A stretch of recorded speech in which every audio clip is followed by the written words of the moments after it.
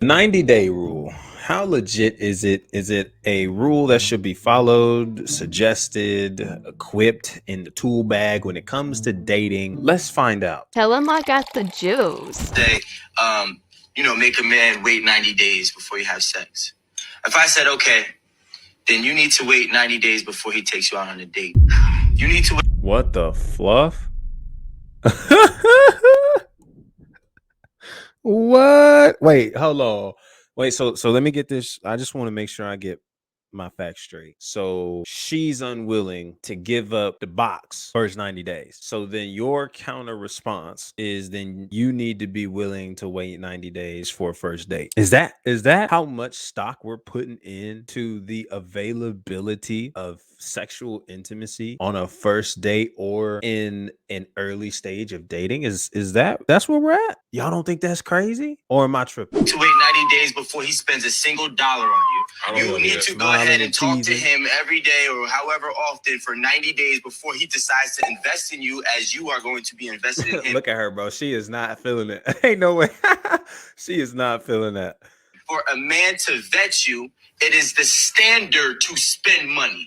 Okay, for me to get your time, I have to spend money somewhere. In most cases, I gotta take you on a Capitol Grill. That's gonna cost money. I gotta take you at a place that you deem is valuable for you to sit at, right? Which is gonna cost me money. Instead of saying, hey, you know what? The realistic thing is, if we just sat here and talked to each other for 90 days, and I'm like, okay, cool. If I FaceTime you, I can't FaceTime you more than once or twice a week, unless I had actually started to invest money in you for 90 days.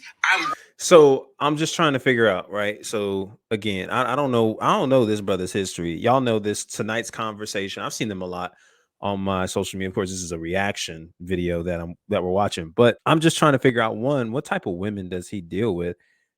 Because I don't think this would be applicable to all men. Like there are plenty of women, y'all. I'm telling you, bro. I'm telling you, y'all just gotta be willing to be open minded and vet out more places than maybe what you're accustomed to. But there are a lot of females that will tell you you don't have to spend buku amount of money on a first date. Y'all, I'm telling you, I had a ball spending $35. I kid you not. $35 first date. We went to an arcade. It was phenomenal. I don't know where y'all are really finding all these people that are like, yo, you have to spend X amount or sit where I deem is valuable in order to get your time and attention. I'm just curious, like, because I feel as if this is spoken from a place of generality or at least directed from a place of generality, but I don't think that's everybody. And unfortunately, this is a narrative that is going around, which is why men continuously think to themselves that it's just not worth it. And I'm trying to put the pieces together, and something just ain't adding up here. So let's keep watching. Wrong. So I'm not saying that your box is in exchange for money. What I'm saying is that for me to actually get your time, I have to spend money. But yeah, I can spend your money and get your time, but never get nothing out of it. Is not fair to a man. Okay, so I like how you kind of put that at the end. So he said, I can put in all this investment in time and money, but I don't get anything in return. In the sentence before, he just made reference that I'm not saying your box is worth the money.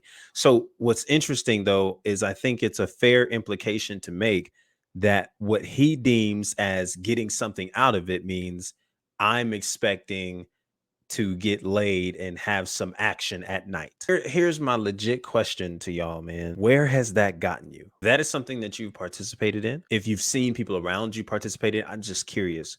Look at the results and are they fruitful? But let's listen to her response. This is probably the only time I have ever agreed with him. And I think a lot of people misinterpreted what he was trying Break to it down say. then. Break it He's down. not necessarily saying if a man takes you out on a date, that automatically means you need to jump in bed with him. That's not what he was saying. Mm-hmm. If a woman says, I'm going to wait 90 days before I have sex with you, that is completely acceptable, which it is. Do not get me wrong. If you do not want to have sex before 90 days, ladies, you do not have to. If you're like, I want to get to know you more before laying down with you, absolutely do that. You should do that, honestly. Okay. What he's saying is that if a man were to say, well, I don't want to spend a whole bunch of money on this woman until I get to know her before 90 days, whatever. That statement gets met with so much pushback. If he were to say, I don't want to go drop $200-300 at stake 48 until I get to know you a little bit better, all of a sudden he's broke, he's not a man, he's this, he's that.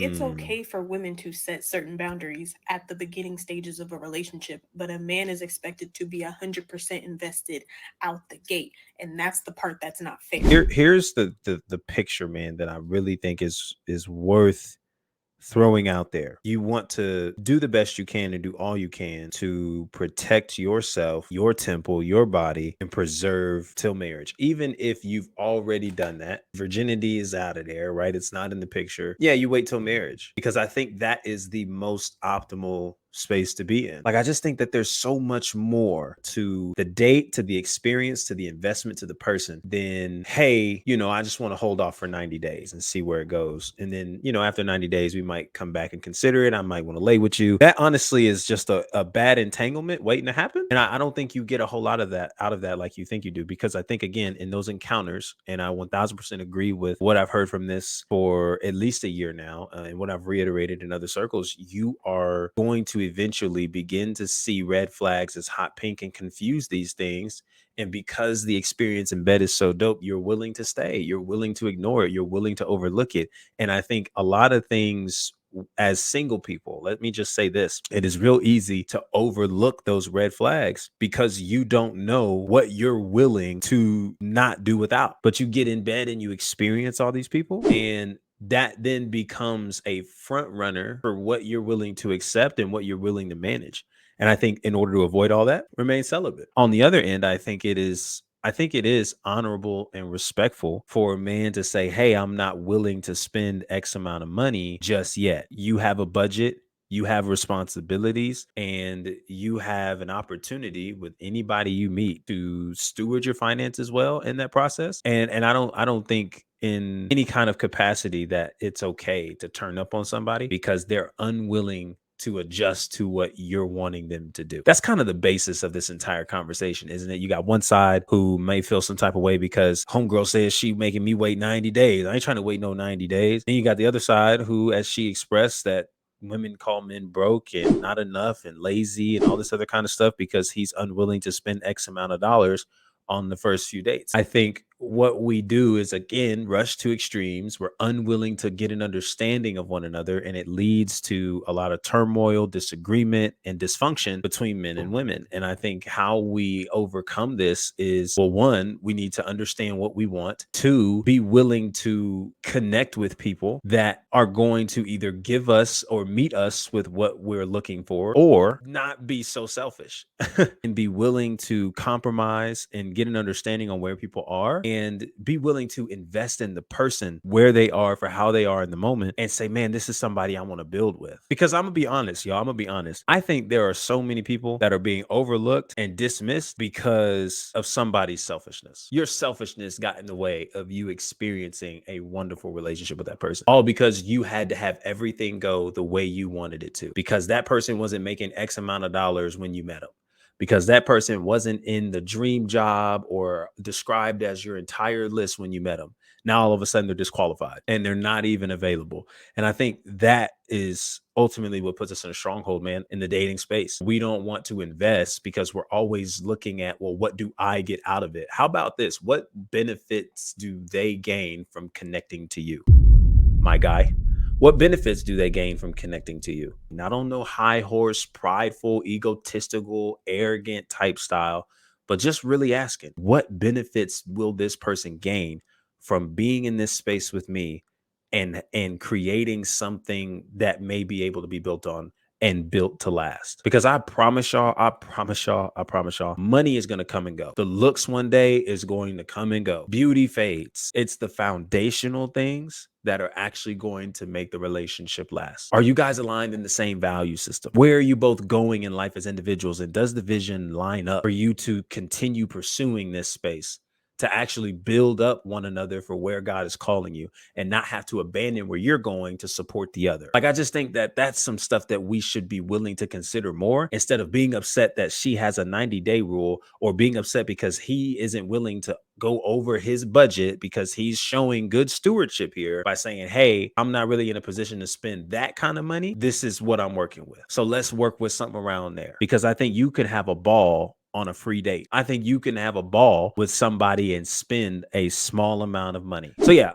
my thoughts on this is keep your stuff in your pants, wait till marriage, because that's the most optimal, that's the most beneficial. But two, keep in mind that you don't want to go into a relationship thinking, what's in it for me? Rather, I want you to kind of move with the thought process of, how does this person benefit from being connected to me? How can I leave an impact on this person's life? In fact, as a man, what you really should be asking, how do I want to be remembered? And am I going into this honoring God? At some point, we got to be willing to be okay with somebody saying no, and not taking it so personal and being so hypersensitive that we're ready to just cut somebody off and move on to somebody else because I'm not getting what I want here. Like, love at its core is sacrificial. So are we pursuing a genuine relationship where love is cultivated, or are we just pursuing and chasing after feelings? And I think that's a decision that we got to make. It's crazy out here. So let me know what y'all thinking. Let me know your thoughts in the comment section below. Sound off with your boy.